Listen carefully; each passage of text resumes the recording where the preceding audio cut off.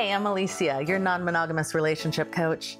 Welcome to the podcast where my friends and I chat about our relationships, enthusiastic non-monogamy, polyamory, swinging, kink, and our lives. You'll get a candid peek into what makes it worth it to live life outside the box. And in case you're still wondering, nope, we're not monogamous.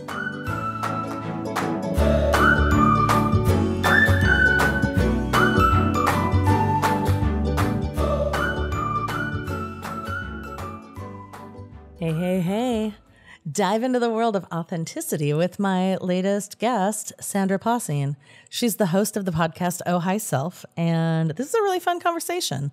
We delve deep into embracing non-conformity, navigating the complexities of non-monogamy, and the liberating journey of self-expression. This episode is more than just a conversation. It's an invitation to a transformative journey towards embracing your true self. We explore the impact of living authentically, overcoming the fear of judgment, and finding freedom in self-expression. Sandra's insights on the erotic blueprint quiz reveal how understanding your unique sexual identities can profoundly affect our relationships and self-awareness. So join us for this empowering conversation and let it be your catalyst for embracing your unique identity. And if this episode inspires you, consider supporting our journey on Patreon. Your support enables us to continue creating content that empowers and enlightens. You can find that at patreon.com/notmonogamous. And don't forget to subscribe and leave a review for Nope, We're Not Monogamous. Your feedback helps us grow and reach more and more people who are eager to embrace their true selves. Enjoy. It's always hard sometimes. Not always. Sometimes hard to find Sometimes the button. hard. Cool. Awesome. Well, I'm excited you're here. Thank you for coming on. I'm excited to be here. Yay. Okay, so I always start by asking people, because it's Nope, We're Not Monogamous, is what is your experience with non-monogamy, or what is your relationship style, or how do you love? It's a great question. And it's I would say it's a moving target, and it's an evolving situation, like in real time as we speak right now. Nice. And it's one that it feels more aligned now in my current status and my current partnership than it ever has before. I kind of feel like all of the past parts of my relationship history, it's like everything's coming together in a really beautiful way. But so long story short, or just current status wise, I'm married to my husband, Chris. We've been together for like 11, 12 years, married for like 7, coming up on 8. If I had to put a label on us, I would say, I would also say, nope, we're not monogamous, but I would say that we are somewhere in between monogamish, which I do love that phrase, Yeah. and like open-ish. And the ish has to depend on just so much on the situation, the person, the agreements, the boundaries, all of which are very like case by case, and like it's an evolving thing because this is kind of we are in a new chapter of our lives right now, I would say. But it's certain phrases. We were talking about this the other day because I was like, by the way, I'm doing this podcast, and is there anything that's off the table I should mention, since it involves you as well? And we were both kind of saying there's certain words we don't really like personally resonate with. Like when somebody says, oh, I'm polyamorous, I'm like, I guess technically we would kind of maybe fit into that category, but like it also doesn't feel like, I wouldn't say that I'm polyamorous, but I would say that I'm in a somewhat open relationship that has a lot of just like guardrails on it, and a lot of honesty, and a lot of conversation, and a lot of debriefing, and a lot of constant check-ins, because it's new territory-ish, kind of. How's that for a vague non-answer? No, it's an excellent answer. You know why I love it is because that's super relatable for so many people, right? Like as humans, we really want defined boxes and we want clear lines. And yet most of us don't fit in those defined boxes, and we like to color outside of those lines. So, and so much of my my whole mission in life, my why, my business, my personal just mission, and not even professionally, has to do with like me living my own extraordinary life unconventionally, like, bucking any and all societal conditioning and expectations that don't feel right for me, and then helping others do the same. So like with a lot of my clients, I'm all about helping them find like unconventional sex. You're not unconventional sex also, but I Also meant to say that. also that. I meant to say unconventional success. Perfect Freudian slip for this podcast, but also in like, living your life on your terms, authenticity, alignment, da da da. And so much of that has to do with like daring to not conform to our societal standards. And so getting to play more in this space and think about it more in the context of relationships is just it's just so aligned with my whole spiel, like that I'm Yeah. all about my whole brand, everything. So um, Yeah. yeah, Yeah. One of the things that you had said, and I love this, that your whole message in business are about creating life on your terms, which I love, love, love, because that's what I always tell people about relationships. Like, create relationships that work for the people in the relationships instead of for the people that are on the outside looking in and telling you what you should be doing. yeah. And yet Yeah. we are so conditioned to care so goddamn much about what everybody else is thinking. And the thought of like, oh my God, but what would my parents think? And what would the people I grew up with, who I don't even talk to anymore, but Right. or my parents' friend, or like any of that. And it's like, none of that matters. And yet we're so terrified to, cross any of those boundaries or not fit perfectly into the box or the label. Oh, yes. I always love thinking about like what if, these people find out, and when I like really logically think about it, I'm like, "Oh, they're going to show up and like send me some Facebook messages for a couple of weeks and then I won't hear from them again in another couple of years." Yeah. That's what will Or happen actually. they'll be like, like in shock and awe, and then they'll get over it and move on with their day and life goes on. Or Yeah. like I've been just a little like glimpse into the past couple months. I've been way more open about our current relationship status and just way more open about my sexuality in general. And like, even though I've been kind of open about that for, I don't know, 20 years, but I think I've been more bold and unapologetic and whatever, just a little more in your face about it on social media, which feels so good. There's so much liberation on the other side of not caring as much what people think and Yeah. daring to put it out there. And some of the little messages I've gotten from people are like, I haven't got any haters about this specifically. I'm sure some people are sitting quietly on the other side and judging me, but that's fine. But the messages that I get where like one person I'm thinking about, she reached out and she was like, thank you so much for talking about this so openly and for normalizing some of these things. She's like, I'm in a situation, I won't say her personal situation here, but she was like, I'm in XYZ situation and I could never tell this Mhm. family member about it. And, I live in a small town and I could never like let any of them find out. But so thank you for normalizing it so I can see that like there are people who do these things, like Yeah. such a vague example. But those little messages are the ones that make it feel so worthwhile to be more open about it and share about it and have these conversations. Yeah. And like that's part of what drew me to be here. I'm just like, let's just talk about it, talk about all of it. Yeah. That's exactly it, right? Because like it feels, because nobody's talking about it, it feels really isolating and there's like three of us. And the reality is that like the more open people like us who have the privilege of being able to be open are able to talk about it, the more it one becomes normalized, but two, people don't feel alone. They're like, "Oh, that's what's going on. Okay, I'm not too weird." And it opens people up to the possibility that there may be more for them where maybe they haven't, maybe there's like on some subconscious level, they're curious about something outside of the traditional bounds of, like a very heteronormative traditional marriage relationship or something. But then seeing other examples of it, they're like, oh, wait a minute. Hadn't even crossed my mind. Like, can I do that? You can do that, like, Right? and then to be somebody who can model that for people, or like if I can inspire one person to even just question it and possibly honor a leaning that they have that's really authentic to them, then it's also worthwhile. Yeah. Yeah, totally. Totally. Okay, I wanna ask you, um, why'd you guys open up?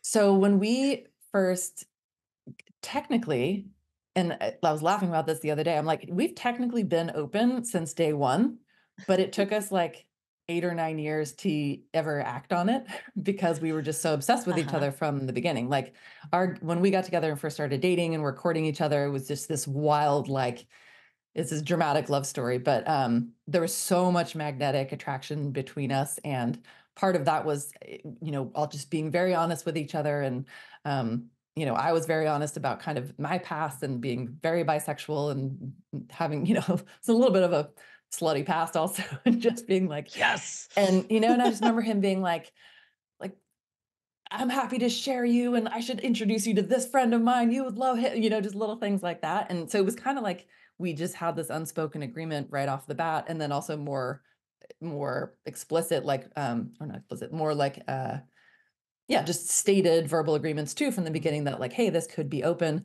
But then it's almost as if we both kind of forgot about it because we were just so into each other.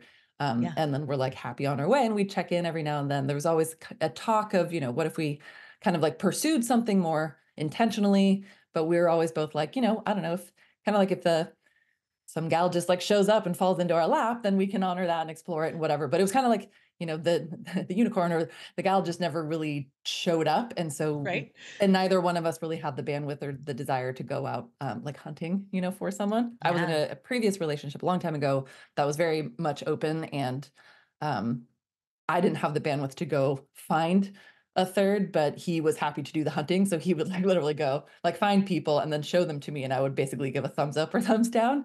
And then he would communicate with them and like bring them, they're all Uh-huh. gals, but bring them into the situation. And I was like, this is very convenient. Like, I'm just going to give you a yes or a no. And so it got, it was a chance for me to honor my attraction to women and stuff, but I didn't have to make a whole, it was almost like a very like just fun transactional kind of thing. Yeah. Yeah. There was no real emotional attachments or relationship stuff in there.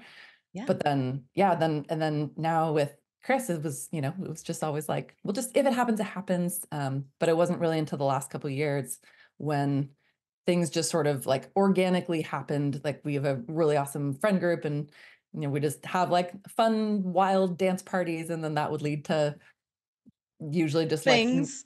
me starting to make out with friends, just in a really Yeah. playful way, like platonic, fun, flirty, like nothing serious. And yeah, and then that just kinda led to more conversations about it, and then just opportunities kind of showed up.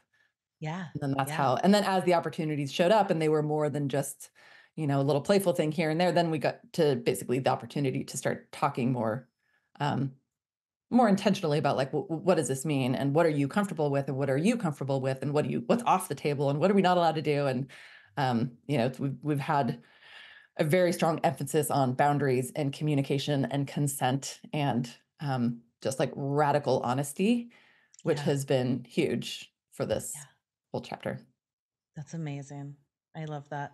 It's such a I love hearing about people who start with a very open, clear communication, just being really transparent with each other because it's just it sets a foundation for so many good experiences. Yeah. Yeah. Yeah. Cool. And the more Yay. that I find the more we sit and like talk. So, I mean, sometimes we've ended up having these like 3 hour long debriefs about just trying to figure out like, it's like you ask the other person what they're comfortable with and they're like literally trying to figure it out as I'm speaking right now because I don't know because I haven't thought about it before or I haven't been, haven't entertained this possibility before. So it was like as little developments were happening, we're like debriefing it in real time to figure out. And like one of my I'm all over the place, but one of my kind of mantras in life right now, which I stole from a mentor of mine, is that I'm allowed to change my mind about anything or anyone at any time. Yep. And so I feel very strongly about that. And I feel very strongly about that in the context of something like an open relationship where you're like, yeah, yeah, no, I'm totally fine with that. Go do your thing. And the next day you're like, just kidding, change my mind. I thought I was comfortable with that, but now that I'm really sitting with it, I'm realizing I'm not. And then not like it's off the table forever, but then having the opportunity to like sit down and debrief it then and be like, what is it about this, whatever permission that you gave and then took back? Like, what is it about that feels threatening? And then that leads to all sorts of amazing conversations about what we each actually really need and like unspoken desires or unspoken, just like, I need to feel this way or safety or whatever it might be. So Yeah. it's like each one of those little like wrinkles where we've had to then be like, wait a minute, but I thought, but, oh, and it's like, it's actually just as cool because it's an opportunity to connect more deeply and Yeah. trust each other more. And like Mhm. we've had some of the most insane conversations in the last 6 months that and we're really close. Like our friends see us as people who just have this amazing communication and connection, but like it has gone much deeper into totally uncharted territory. Like Uh-huh. feelings have come up that I didn't know even existed anywhere in my body. And it's been just a really neat journey. And I feel closer to him now than I ever have, like, thanks to a lot of those really weird wrinkles, being Yeah. we're all changing our mind at the same time, but just flowing with it. Yeah. Yeah. Gosh, I love that so much. I love, that you can always change your mind. I think everybody needs to know that. Like, about all the things, All right? the Like, even in things. the middle of sex, you can change your mind. Totally. Like, you can stop. Like I see Yeah. that with, clients who are working on whatever, health or careers or relationships or even like a new hobby, they're so afraid that, like, what if I change careers and then I hate it? And then I'm like, then you can change it again. Or if somebody's like, Yeah. like I've randomly had all these women recently, clients of mine who are super passionate about flower arranging. I was like, why am I attracting people who are into flower arranging? That's awesome. But then they're like, they want to put all this time and energy into it, but then they're like, but then what if I don't like it? And I'm like, then you can go do something else. It's like full permission. You're not locked into this whatever thing that you decided Yeah. on. You can change your mind in the middle of it. Like you said, in the middle of sex, in the Yeah. middle of something you thought was going to be amazing. And then you're like, nope. Yeah. In the middle of making a flower arrangement, you can be like, I don't like this one anymore, and Yeah, toss it out. exactly. Which is just very freeing. Yeah. Yeah. That's so good. Oh, I love that. What, I'm curious, are there any, like, challenges that have come up that have surprised you? Yes. The one that surprised me the most was my own jealousy. Mhm. Um, I I don't really know how to explain it, but I feel like I haven't experienced it sounds dumb to say, but I'm like, I feel like I hadn't actually really ever experienced jealousy before, like, ever Yeah. about other not about relationships. Yeah. So I've been jealous, I'm an entrepreneur, so I've been jealous of another female entrepreneur's coaching business that I felt like was growing faster than mine or something like that, or Mhm. somebody's branding is cooler, or, one thing I used to get really jealous about is people's hair. Like, I have a whole thing around my hair, and so one of my good friends has the most amazing, thick, blonde, straight hair, and my hair is like fine and kind of wavy, and I used to get really triggered by how great her hair looked, It's like little things like that, and then I worked through that, and I was like, "That's a great Yeah. opportunity just to celebrate other people's whatever." But in with relationships, like, I don't know if it's just the nature of all my past relationships, I just always felt, like, really secure, and I wasn't worried about really any part of it, and up until recently in my marriage, I just, like, hadn't I trust him so completely, and I feel so solid in our relationship and our communication that just jealousy wasn't a thing. And, like, I'm very openly bisexual, and we very openly, like, both will you know talk about, like, people that we think are attractive, and, like, I wasn't threatened by him looking at other women because I would look at them too and be like, I love that for you, not my type. I'd be like, I Yeah. like, what this type instead. um but then in a most like our most kind of recent iteration, it it's me dating someone who then he also has a connection to, and then it was me getting jealous of their connection, Yeah. which intellectually I'm like, I love that for him that he's connected to her. I love that for her that she's connected to him. I love that for me that they're connected because that's great. It's all just win-win all around. But then there's this part of me that was like this bratty, really possessive, weird toddler devil lady that came out of my being, and I was literally like, "Who the actual fuck is this monster? I have never met her before, and I don't like her at all." Yeah. And the interesting I mean, from the outside, one might think like, "Oh, you're jealous of her, like, you're Right. jealous of this other woman who's, like, has some connection to your partner." And I was like, "No, no, no, I'm jealous of my partner because I don't like that he gets to have any connection with her because I want it to myself."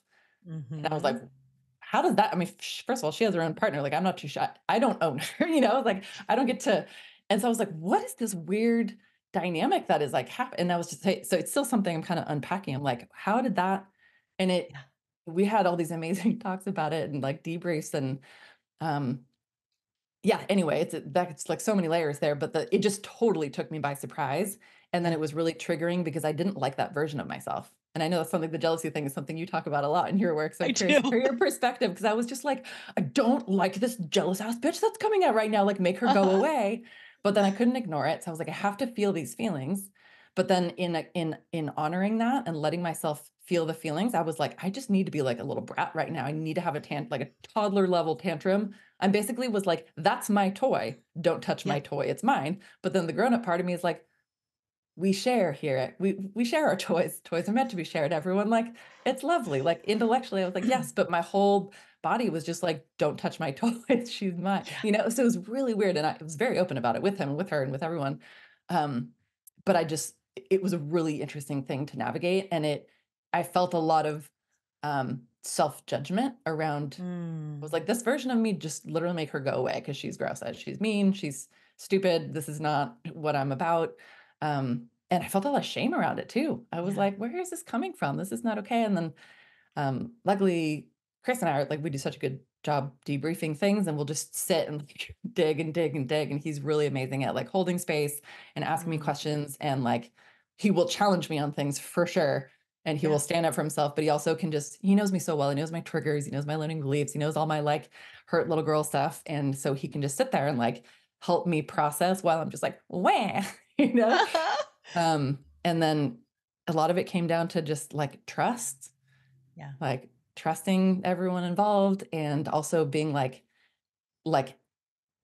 something about attachment and letting go, and like not needing to control things, which, like, to Yeah. another parallel with clients, I see so much of what people bump up against is their need to like predict and control everything. Like, I need to Yep. control my life. And I'm like, you can't. Yeah. And the more you surrender and let go, the more free and empowered you'll feel. And then you trust yourself and you trust the universe and whatever. And so in this situation, I was like, I need to let go of trying to control the situation because I don't want to control it anyway. But part of me was like, I like needed to Yeah. be like peering around every corner and monitoring. And I was like, ew, don't do that. And so the more Ah, that I've just been like, I trust myself, trust him, trust her, trust the universe, I trust us all to figure it out, um, the better it's felt in my body. And the more I can just like relax and roll with the punches and be curious and excited and like see what unfolds. yes. Yes, yes, yes. Oh gosh, I love that. There's so many good things, so many good nuggets in there. Um, I love the piece about control and like so that is I would say probably the number one thing that people come to me and they're like really like what is they want to know what is going to happen? What if what if these multiple series of events happen and then my life is in ruins? And I'm like, well, then they do. Like like there's only so much you can have control over besides yourself. Yeah, jealousy it's one of those things that whenever people tell me that they are like aren't jealous or not very jealous or I've never experienced jealousy and I'm like you just haven't had anything happen that triggered the jealousy. That's all. Which is Because great. it's That's such a fine. normal human emotion too, right? Yep. Like, we all have the capacity for that. And it's a very Yeah. normal part of our human experience. Yes. Totally. I loved your description of like the toddler with the blocks because I say that all the time. I'm like we're a bunch of giant toddlers just running around. Make sure you've had enough to eat and you've had Yeah. enough to sleep and that you don't maybe do you need some like cuddles like Hugs. like Yeah. basic human needs to soothe the toddler who's getting upset about the blocks being shared. Because it is we all have that in us. Yeah. Totally. Yeah. Yeah. I've always been very jealous, which I think is helpful for me because I have a lot of resilience in it. I've had a lot of practice with being jealous and like moving through it without blowing things up. So I imagine it's really, really hard if it's something that you have not experienced much. It's a big feeling. Like And it's it's a it it's a very uncomfortable one. yeah, yeah. Yeah, and comes with all those things like shame and judgment and like because culturally, when people are jealous in monogamous relationships, we make two assumptions. Either it's because someone has harmed you or because you're crazy. Like Mm, right? Like either there's something wrong with you and you shouldn't feel jealous or someone has done something wrong which makes your jealous valid. yeah. But outside of those 2 things, we don't have any experience with just being jealous and being And okay. now that I've and I'm not saying it won't ever come up again because I suspect it will, but it's so cool. Like if I look back at the last kind of 6 months or whatever it's been, there have been like chapters in this chapter, and while I wouldn't have wished for the jealousy chapter, had I especially had I known like how intense it was going to feel for me, I'm so grateful that it happened. It was like the first chapter in this thing was like kind of a honeymoon phase where I was just like, I would say the last, even though I've been like very out and like open about being bisexual, I haven't like been as vocal about it. And I've felt more of a kind of a almost like a responsibility to the LGBT community the last couple of years of being like, I have so much privilege, like to compared to a lot of people in the community that Yeah. don't, where it's like literally not safe for their survival to say Yeah. anything about their identity. And I'm like, I'm kind of over here in my little castle. Like I can get away with a lot of things. I'm like, I need to speak up. I need to be vocal. I need to take a stand and all of that. And so I've been trying to just like be more bold, be unapologetic and stuff. But it's one thing to just like talk about it conceptually and be like, yay, pride, and here's my coming out story, and da da da. But then being able to like, post photos on a date with a girlfriend, like that has felt very not just like I'm showing up in a way that feels really important to take a Yeah. stand and but then it's been really interesting for me just like personally the kind of what's the word I'm looking for? Just like the empowerment. Like Yeah.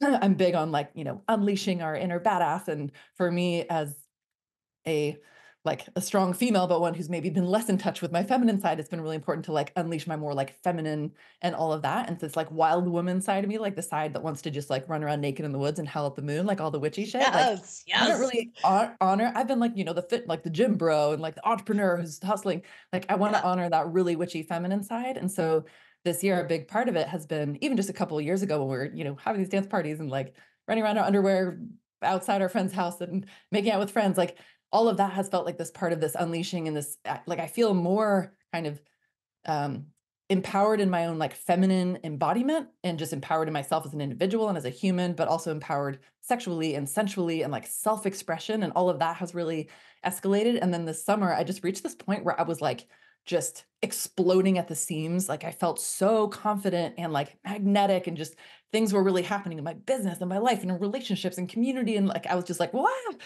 But that was also kind of the honeymoon phase before we bumped into Uh-huh. any of the like, ooh, jealousy and like, it was just kind of, yeah, this like little dating honeymoon situation. And then it got into like, ooh, there's more, there's other people's emotions involved and there's more complicated conversations to be had here about boundaries and things. And then I hit like the jealousy phase, which a lot of other fun things were still going on, but it was like I just went deep into this rabbit hole of like, I'm just feeling like this angry toddler all the time.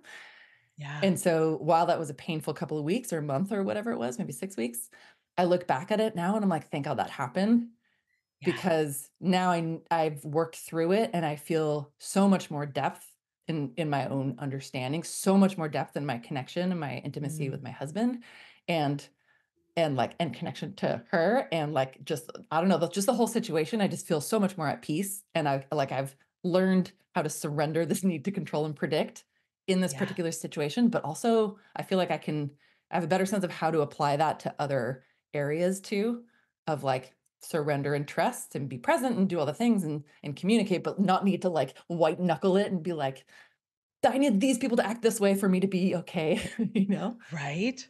Yeah. Yeah. Yeah. Um, and it's always interesting because when you're in the middle of that, like when you're in that shadow, it feels like that this is probably never gonna end. This is there's no ending this unless everything stops, but that's not what I want. Yeah. Yeah, it's been very helpful to remind myself because I support so many other people going through their big emotions, but I hadn't like, and Chris is always really good at supporting me through mine, but mine are usually related Mhm. to totally other things. Yeah, yeah, So yeah. to be in my own emotions like this and remind myself like this is temporary, and really the only way through is to go through it. You can't just like take a little walk around the perimeter, like you can't intellectualize it. You can't just like sit and analyze it. Like you have to just feel these feelings, but in a safe container and with trust and processing and do all the embodiment things. I did a lot of crying, a lot of yelling, a lot of like moving my body and moving the energy, and it it feels like a huge gift now, and I'm thankful to all the parties involved for their willingness to like witness me going through it. Like I was going Yeah. through my own more intense version of anything that anybody else involved was feeling, I think. And yeah, I'm just really glad now. And I feel like a resilient motherfucker at this point. I'm like, kind of feel like I can handle anything Right? right now Until the next thing. until the next thing. And then when I get back to tantrum toddler stage, then I will go find support for that. It'll probably be Chris as usual. What I'm curious, what would you say was like if you had to pick one tool that you found most helpful, what would it be? Mm, if I chose, I can narrow it down to two. I would say number one, just giving myself permission to feel my feelings and to like Mm, experiment with feeling them in different ways. yeah. You know, I think I have kind of corresponding emotional outlets for depending on the type of emotion. Like I'm really good at feeling. I'm a sensitive empath, HSP, moody person. I always have been, and so I've always been good at like um, sad. I'm really good at sad. I know how to do Mhm. sad. I'm a great crier. I cry very easily. I know how to have people hold me and support me. I know how to do an ugly ass cry in the shower. That's easy. So like that was a go-to anytime I felt more like a blue kind of sad. But then anger is not an emotion that I've typically had a lot of access to. I think just based on what was modeled for me and stuff, like examples of anger that I saw, I was like, no, that is not, that's not, I don't want to do that. Yeah. Or any version of anger that was coming out of me, I was like, this is embarrassing. I don't like how it looks. I would always stuff that down, I think. Or I just like didn't know how to make it come out in it. I don't raise my voice. I don't yell. I don't like Right. punch wall. And so, but then I experienced some anger this time that I was like, oh, okay, this is coming out one way or another. So I may as well like do it in a healthy way. And it was the first, well, not the first time, but first time in a long time that I felt what felt like rage. But now I Yeah. know a lot more about that emotion, at least intellectually. So I was like, we're gonna do this in a very feminine way. We're gonna do this in a very like sacred, witchy, ritualistic way. And so I would say I did my best. It was not always pretty. Not that rage should be. Rage should not be pretty.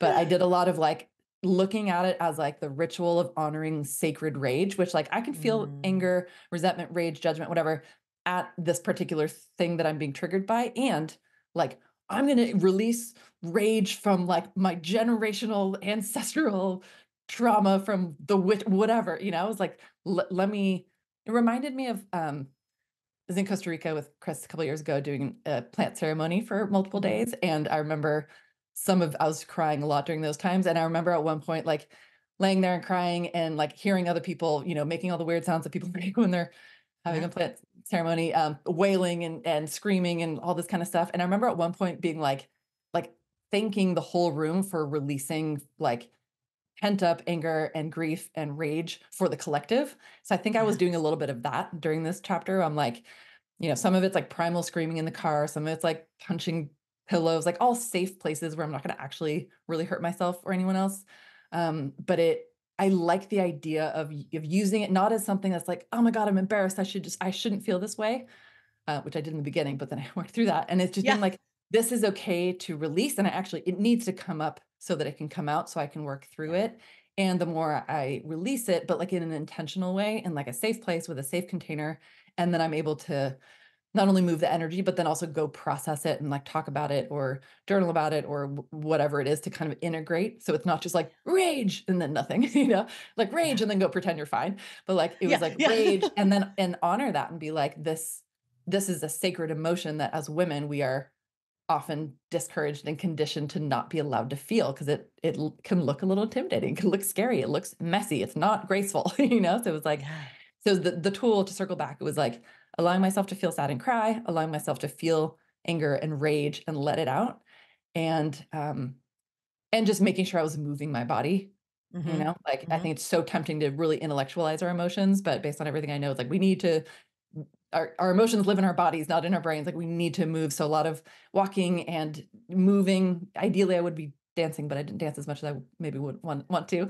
Uh-huh. And then the other tool is just the debriefing, the communication with multiple people, but mostly with my husband. And I mean, a crucial part of it was his willingness to like sit and, there were nights where it would be 10 p.m. We'd be like, okay, good night. And then one of us would be like, we'd say one thing and I'd be like, oh, fuck. Here we You know, go. I was like, something you just said just triggered me. And then like our connection would break and we're both Yeah. very committed to not going to bed angry, So then we'd be like, okay, let's talk. 3 hours later at 1 a.m., we're both like, oh my God, we're going to be so tired tomorrow.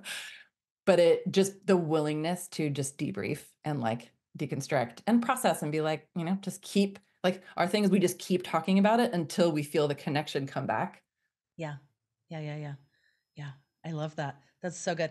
I love the cathartic movement. That was one of my big tools as well, is like I would go lock my bedroom door and turn music up really loud and shake and breathe and scream and punch pillows and jump on the bed and like just move, right? Like let the tears come out and all of that. Like it's so important. And I don't think people do enough of that just in general, let alone when Yeah.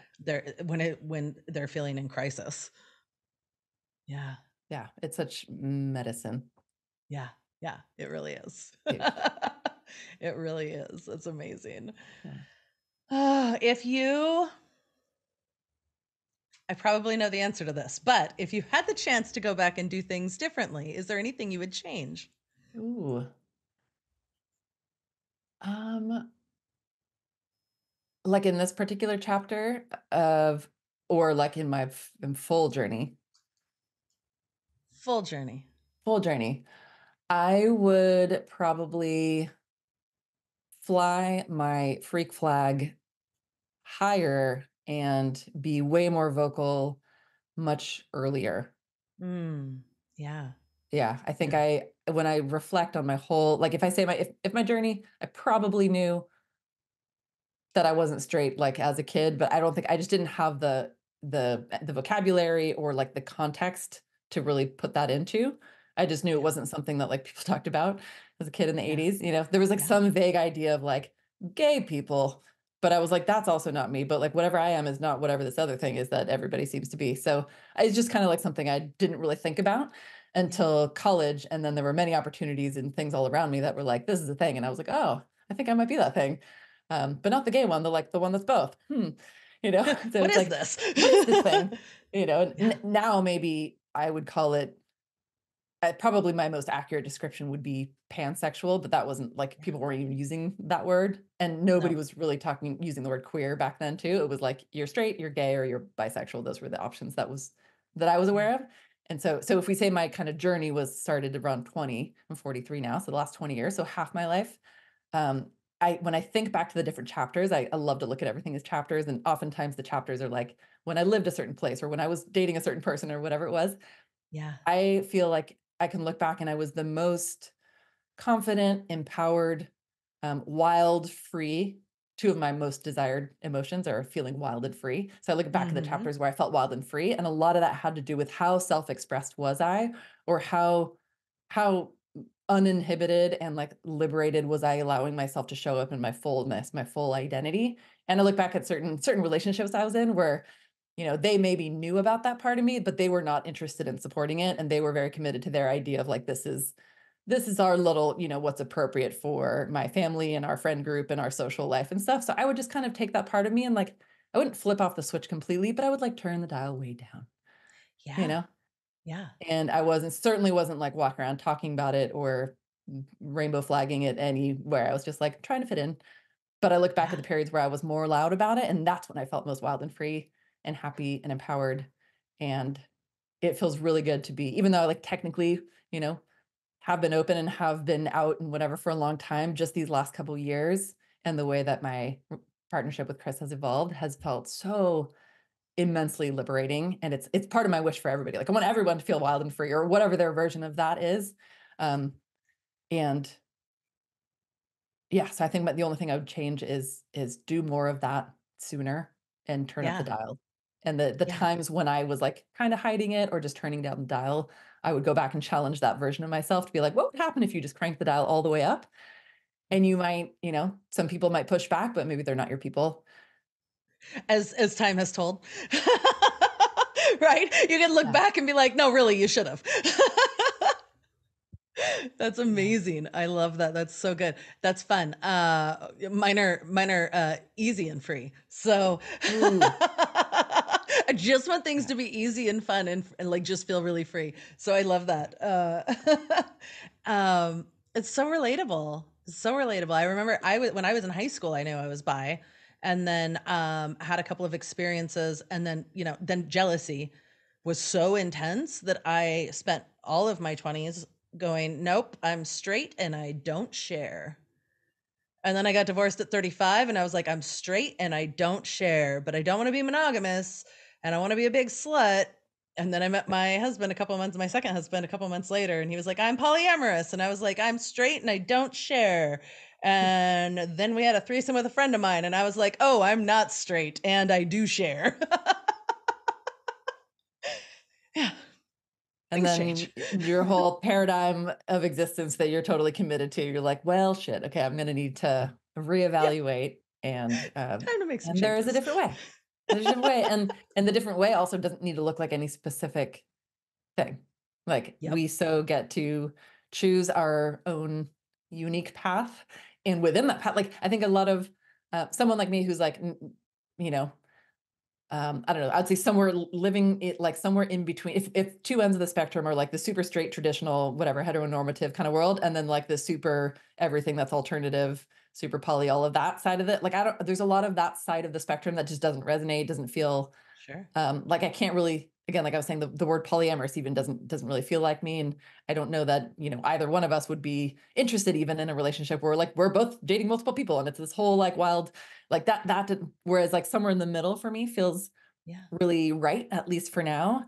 Yeah. And the idea that like if I was choosing between one or the other, I would be so sad because neither one of those worlds feels at all right for me. And I would feel like I was giving up a bunch and sacrificing a lot and trying to do something that also I'm not, so it's like Yeah. being somewhere in the middle of the road and being able to design my unique path and really honor all parts of my sexuality, my identity, like, and my partnership. And we get to design our partnership and exactly how that works. And it's allowed to change and it's allowed to evolve. And then like we get to try things and experiment and see what fits and see what, there's a lot of things that like rationally or logically or hypothetically, you're like, oh yeah, that sounds great.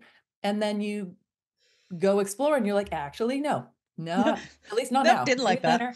It's a not yet or it's a not now. Yep. And I might change my mind about that tomorrow or Yeah. next year. And it's just so, I don't know, it's so freeing to give ourselves permission, I think, to be able to Yeah. just tune in and like be really unapologetically authentic, even if what's real for us is changing and evolving. Yes. Yes. Yes. Absolutely. 100%. Ah, I love that. Is there anything that I haven't asked you that you would want to share with the listeners?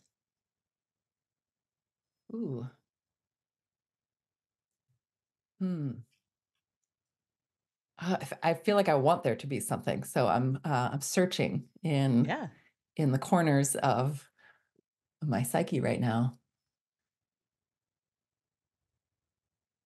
I guess it's more of I'm trying to think if I have like a personal example. Like the thing that I wish more people knew, or like this, what I want for people is this internal state where, and I'm not saying I live this way all the time, but like the feeling that I sometimes feel, and I wish I could feel all the time, is this feeling of like really relaxing into who you are. There's a quote. I think it's like a Chinese proverb or something, and it's tension is who you think you are, relaxation is who you are.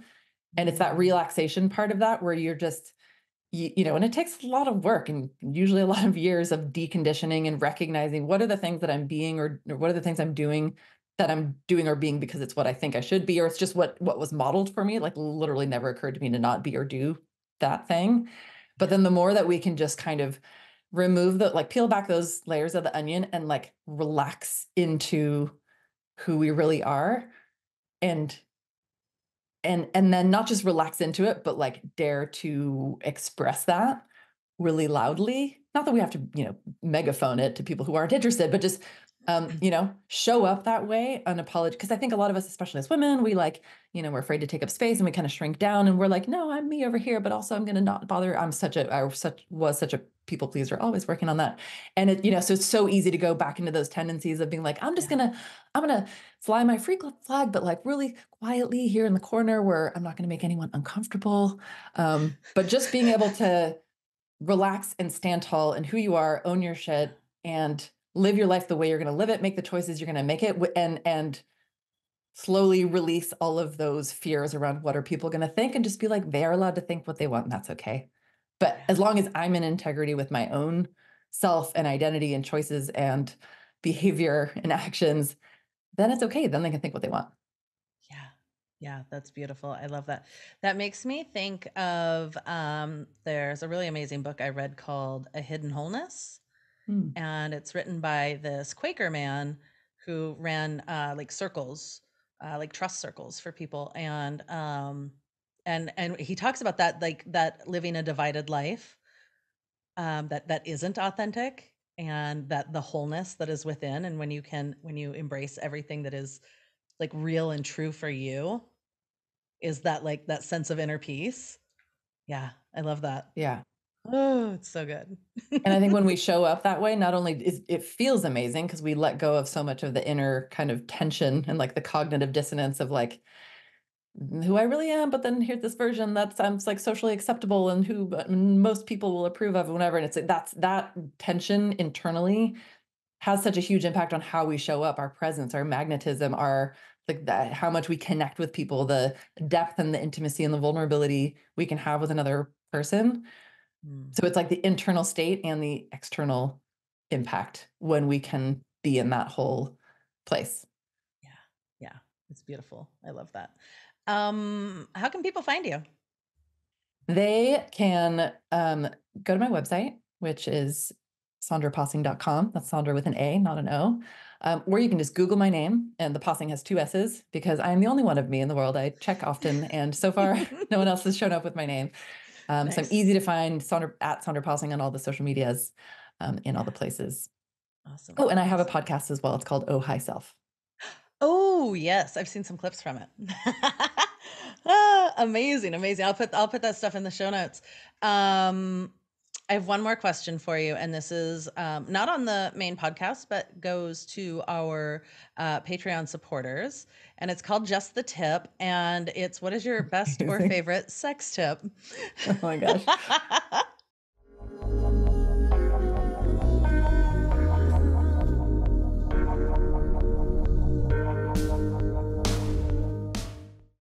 Oh, yeah.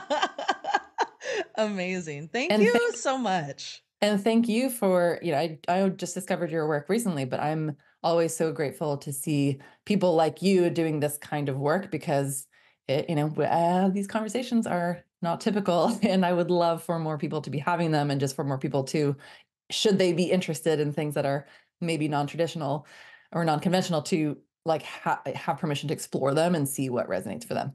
Because we each get to do it our own way. We really do. Yes, absolutely. 100%. Even if other people think it's weird. Which usually they're just like, man, I wish I could do that too. But what would people think? What would people think? Yes. Let them wonder. Let them wonder. Amazing. Thank you so much. Thank you. It was such a pleasure to be here.